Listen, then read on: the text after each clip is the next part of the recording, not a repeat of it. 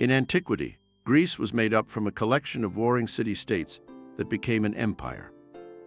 As this strengthened, much of the eastern Mediterranean fell under the Greeks' control. Some of these lands had their own rich history and culture. Others lived on in legend, where fact and fantasy became one. Nowhere was clouded by a more terrifying story than the island of Crete. At its center lay the infamous palace of Knossos.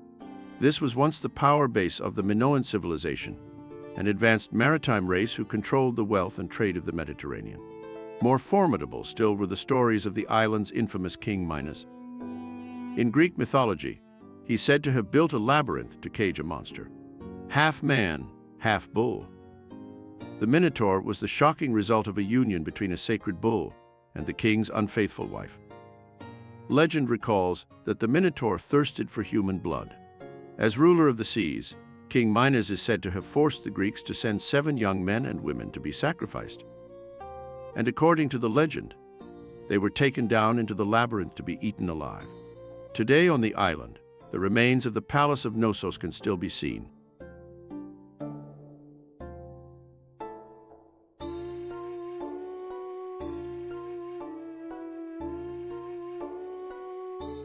Could this building once have housed the most terrible creations from the ancient Greeks' mythical past?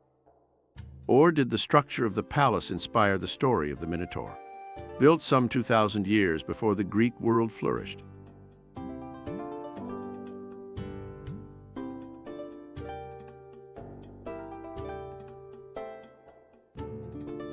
The palace contained hundreds of luxurious rooms. But did horror lurk deep beneath the splendor in 1900?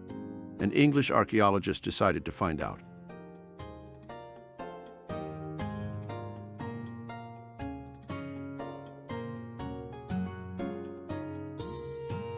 Sir Arthur Evans began to excavate what he believed could be the legendary palace. Evans soon discovered a stone seat. Could this be a throne? Perhaps proof that the king really existed. Evans sent a telegram to the king of Greece, inviting him to sit on what he believed was the oldest throne in Europe. As Evans dug, a magnificent palace began to emerge.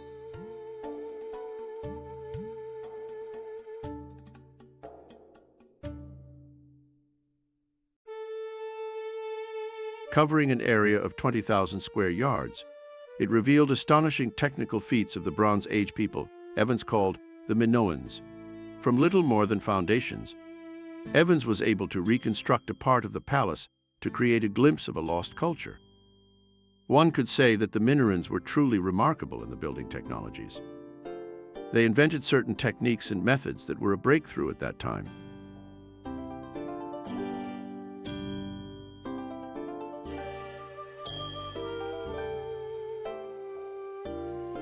One innovation was a series of terraces dug into the hillside to create the palace's east wing, which stood 4 stories high.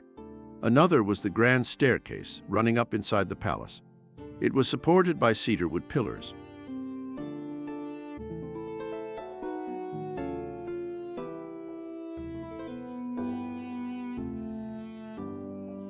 It's a masterpiece in many ways, because it's no easy thing to build a staircase going down 2 flights on a wooden frame.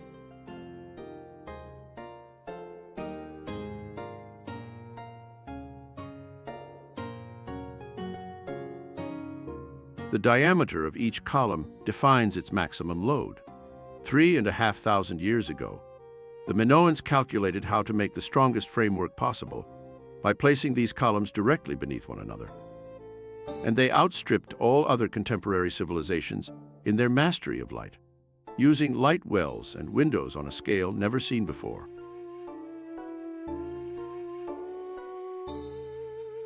To control internal light and space, the ancient architects created a groundbreaking system of doors. The palace boasted an elaborate underfloor drainage system. This not only dealt with Crete's rainfall, it also carried away waste from one of the world's earliest toilets. The diameter of each column defines its maximum load. 3,500 years ago, the Minoans calculated how to make the strongest framework possible by placing these columns directly beneath one another. And they outstripped all other contemporary civilizations in their mastery of light, using light wells and windows on a scale never seen before. To control internal light and space, the ancient architects created a groundbreaking system of doors. The palace boasted an elaborate underfloor drainage system. This not only dealt with Crete's rainfall, it also carried away waste from one of the world's earliest toilets. Leading to the palace were the very first cobbled roads in Europe. Built over 1,000 years before the Romans, there were even sidewalks for pedestrians. It became clear that Knossos lay at the heart of a highly sophisticated civilization. So why did Sir Arthur Evans link it with the myth of the Minotaur? In its labyrinth, he found a number of clues, including strange engravings in the shape of a double-headed axe. An ancient word for this axe is labyrinth. This palace could be the very origin of the word labyrinth. Another clue linking the palace to the myth is the layout itself. 1,500 interconnecting rooms, many below ground. A bewildering maze that would drive outsiders to panic.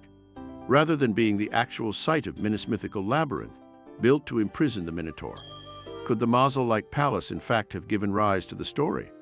A possibility backed up by evidence that the bull, an ancient symbol of power, played a key role in Minoan life? Experts now think the Minotaur myth evolved when the powerful Cretans controlled the seas, demanding tributes from lesser states such as Athens. According to legend, the Athenian hero Theseus volunteered to confront the monster. Armed with just a sword and string to mark his path through the labyrinth, Theseus the Athenian confronted the Minotaur, slaying the beast. The Athenians promoted this story. It made them look victorious. But in reality, Athens was at this time only a minor city when the powerful palace of Knossos flourished. Whether or not King Minos existed only in myth, the 3,500-year-old palace of Knossos still strikes awe in its visitors today.